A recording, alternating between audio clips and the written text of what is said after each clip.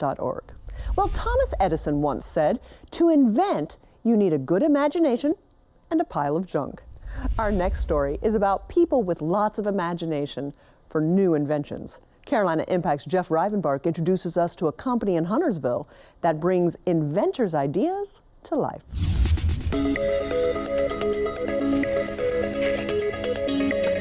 Before every flight, Dan Cedrone does a complete walk-around of his Diamond Star DA-40 XLS plane. He inspects the wings, tires, and flaps, looking for signs of damage. Lincoln County traffic, Diamond Star 399 Delta Sierra, taking runway 23 for departure, Lincoln County. And when he's up here, he's constantly checking his surroundings and monitoring the aircraft's instruments. It's called staying ahead of the airplane. You have to anticipate what's about to happen next. He says flying requires attentiveness, intelligence, and good hand-eye coordination, 3 skills which have served him well as an entrepreneur.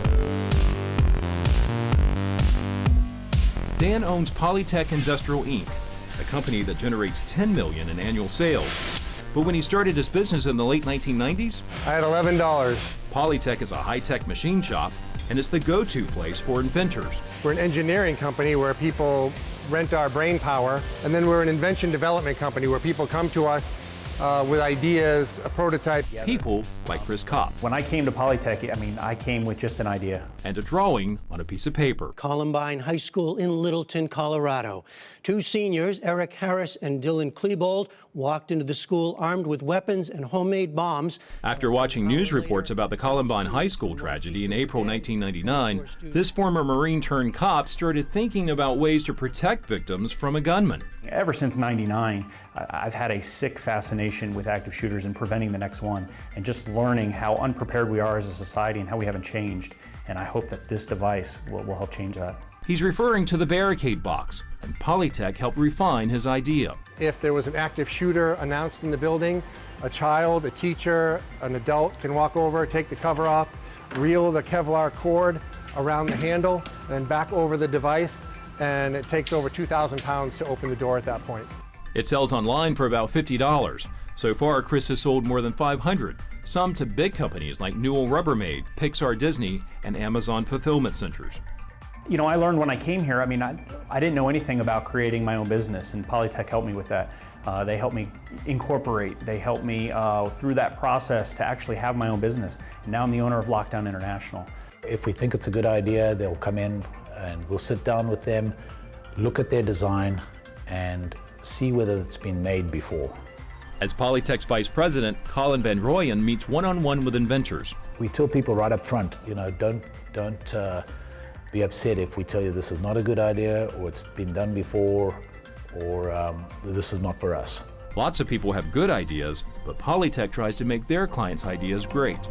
The product that launched Polytech onto a successful path years ago was a soldier's idea for a single-handed tourniquet.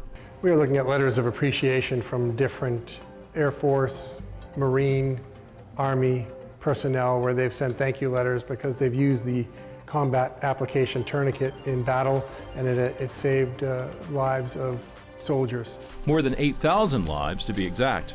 The tourniquet has certainly set the foundation to attract people with ideas that have a life-saving capability. Polytech has also invented the Boomerang. It's designed for places like hospitals or universities. It's a bottling machine that takes a bottle, a glass bottle usually, it sanitizes it, fills it, caps it, and then the school or students can drink the water and they return the bottle. Inside Polytech's warehouse, dozens of machinists make all sorts of products. There are 18 CNC or computer numerically controlled machines working around the clock. This machine takes this raw stock piece of HDPE, high density polyethylene, and it machines out the frame. And these are protection devices for iPads. But there's one machine in particular Dan likes to show visitors. Cynthia is amazing. Cynthia is one of our hardest workers that we have here. One by one, Cynthia loads solid metal blocks into a machine that turns them into rifle parts for the military. 24-year-old Joe Harden is the genius who designed the robotic cell that controls every move Cynthia makes. Recently, Joe designed Apollo, a device helping physicians deliver injections with extreme precision. Being in a small company, I see the direct results of I did this and this is helping these people save lives. You know, I did this and this is helping these people make cool products. And I think that's what keeps me motivated, it keeps me engaged, and it really is what I like to do best, is discuss new ideas and bring ideas to life through technology. By surrounding himself with skilled workers and the latest technology, Dan Cedrone anticipates helping other entrepreneurs' ideas take flight. For Carolina Impact, I'm Jeff Rivenbark reporting. Thanks so much, Jeff. Joining me now is Dan Cedrone. He's the president of Polytech Industrial. We appreciate you sharing your information and spending some time with us today, My Dan. pleasure to be here today. Thank you for having me.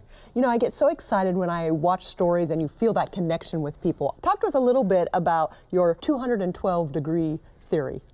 The 212-degree theory is that younger people coming out of colleges and universities live in this sea of sameness where they're swimming in an ocean of commonality and they're just a number in these schools. And what we try to let them know is that in order to stand out, you have to do something a little bit extra, that 1 degree of effort that makes you that much more desirable out there in the working world.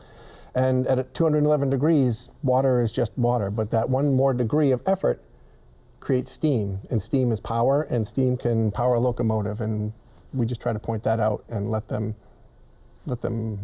succeed in that way. And power their dreams. Correct. And the life of an entrepreneur, I'm sure that can't be easy, a lot of risk, yes, a lot of pressure, but what would you say is sort of one of the misconceptions about starting your own company? There are several misconceptions about an entrepreneur's life. One, I would say, is that you need thousands and thousands of dollars to bring an idea forward, and that's simply not true.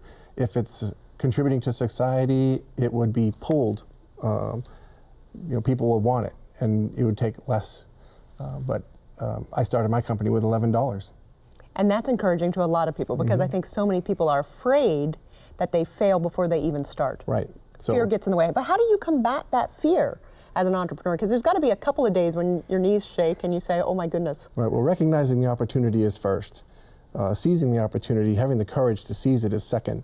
The third thing, and the fourth, and the fifth is perseverance, and perseverance. I know where this is going. Yeah, so seeing it through, even on the days where you think it might not be happening for you, I think is the morning you wake up and say, I'm going to make this happen.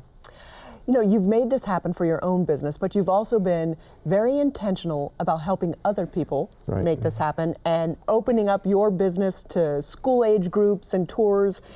Why is that important to you?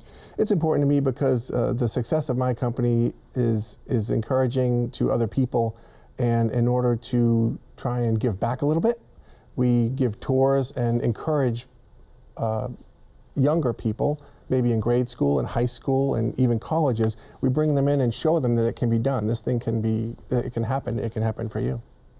And that's what's so exciting, that you're paying it forward. You know, what encouraged you through perhaps the difficult times as you were just starting? You had a little bit of success, but you had a vision to take it even further. I had faith. I had courage to try and make it happen. And my father instilled in me the factor of perseverance that really is probably the hardest thing to come up with every day. That every single... Because you often don't learn perseverance without trials and tribulations. Correct. It's the hard things that none of us really volunteer for, right. But as we push through, it encourages us to keep pushing through the next time something hard happens. So what we've also done is create a building in the Huntersville Business Park where we have an entrepreneurial incubator, so to speak. And what we encourage is people to start their own business, to bring a product forward, and we surround them with reception and warehouse and shipping and receiving and a boardroom, a classroom, where they're surrounded by professionals who can fill in those blanks where they might be intimidated into submission. But that's fantastic, because when you start a company, you're kind of a solopreneur, but this gives you that support staff that you couldn't afford to go out and buy and pay extra people to get so many off the people ground. have a great idea, but they don't know how to balance a checkbook, or they're really good financially, but they don't know how to make what they've invented. So we help them choose the materials, we help them through the intellectual property process, and give them the confidence, like, hey, you can do this. Dan Cedrone, we're so excited that you made it happen and you can do it because you're helping a whole lot of other people do the same. My pleasure, thank you. President Polytech Industrial, thank you for being with us today.